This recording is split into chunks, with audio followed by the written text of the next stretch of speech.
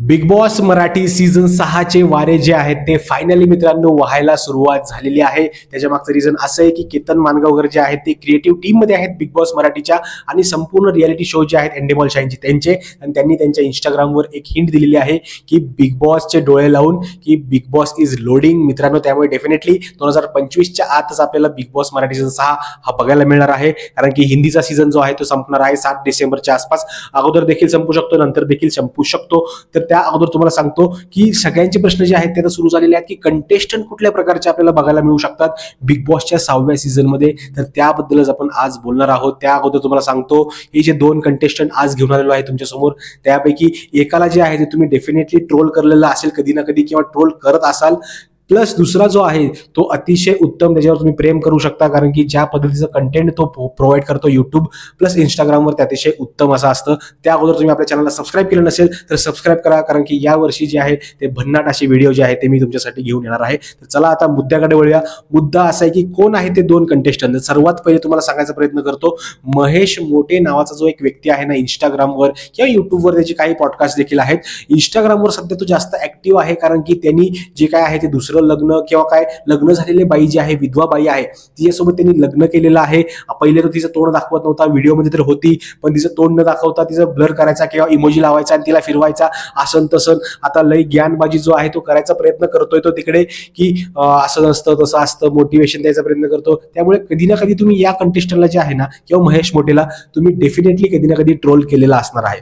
त्यामुळे आणि प्लस त्याची देखील इच्छा आहे की त्याला बिग बॉस मराठी सीझन 6 मध्ये जायचं आहे। का जायचं आहे तर त्याच्या मागचं काय रिझन आहे त्याला माहित नाही, तो जाऊ देखील शकतो मित्रांनो। त्याच्या मागचं रिझन देखील तुम्हाला सांगतो, ज्या पद्धतीने त्याची मार्केटिंग चालू आहे ना सध्या की काही ना काहीतरी कॉन्ट्रोवर्सी मध्ये अडकायचं, किंवा ज्या पद्धतीने त्याचा इतिहास झालेला आहे की थायलंडमध्ये कुठेतरी पकडलं होतं, त्या थायलंडमध्ये त्याला मारायचा प्रयत्न केला होता पोलिसांनी पकडून, अशा लई प्रकारच्या गोष्टी ज्या आहेत त्या तिकडे घडलेल्या होत्या।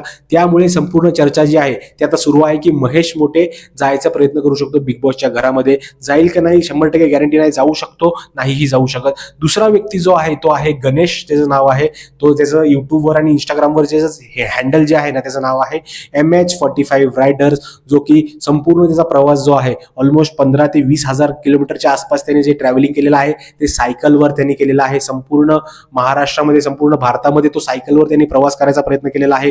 ऑलमोस्ट 7 ते 8 लाखच्या आसपास त्याचे फॉलोअर्स जे आहेत ते इंस्टाग्रामवर आपल्याला बघायला मिळू शकतात। आणि डेफिनेटली ह्याचं कंटेंट पर्सनली जे मला आहे ना आवडतं, कारण की मातीतला एक जो माणूस आहे तो आपल्याला तिकडे बघायला मिळू शकतो। गेल्या वर्षी ज्या पद्धतीने सूरज चव्हाणला तिकडे आणायचा प्रयत्न केला होता, त्यामुळे मी सांगतोय की हा जो गणेश आहे MH45 रायडर, तो डेफिनेटली त्याचे चान्सेस आहेत तो बिग बॉस मराठीच्या 6व्या सीझन मध्ये आपल्याला बघायला मिळू शकतो, कारण की ज्या पद्धतीचा रिस्पॉन्स त्याला मिळतोय, ज्या पद्धतीचे व्ह्यूज त्याला मिळत आहेत, अतिशय उत्तम असे व्ह्यूज त्याला मिळत आहेत। तर त्याची फॅन फॉलोइंग जी आहे ती डेफिनेटली वाढत चाललेली आहे, कारण की शहरामधले जे लोक आहेत सिटीज मधले, त्यांना आता जास्त प्रमाणामध्ये गावाकडचे जे लोक आहेत ना किंवा गावाकडची जी लाईफ आहे ना, गावाकडच्यांची भाषा जी आहे ना ती आवडायचे चान्सेस आता वाढलेले आहेत किंवा पॅटर्न जो आहे तो वाढलेला आहे। त्यामुळे हे जे कंटेस्टंट आहेत डेफिनेटली अशा प्रकारचे आपल्याला बघायला मिळू शकतात। पर्सनली गणेशचं कंटेंट जे आहे MH45 रायडर, त्याचं कंटेंट मला पर्सनली आवडतं, कारण की खूप अतिशय छान सुंदर एकदम मराठमोळ्या भाषेमध्ये एकदम गावठी गावाकडच्या भाषेमध्ये तो बोलतो। पर्सनली ते हार्टला माझ्या लागतं, अतिशय उत्तम अशी गोष्टी तो करत आहे। तर मित्रांनो हेच जे 2 कंटेस्टंट आहेत ना त्यांची नावाची चर्चा सध्या मार्केटमध्ये खूप जास्त आहे। मित्रांनो तुमचं मत काय आहे? गणेशला तुम्हाला बिग बॉस मध्ये बघायला आवडेल की महेशला तुम्हाला बिग बॉसच्या घरामध्ये बघायला आवडेल? नक्की कमेंट करून सांगा, कारण की तुमचं मत माझ्यासाठी खूप जास्त महत्त्वाचं आहे। मित्रांनो भेटूया पुढच्या व्हिडिओमध्ये, तोपर्यंत जय हिंद, जय महाराष्ट्र।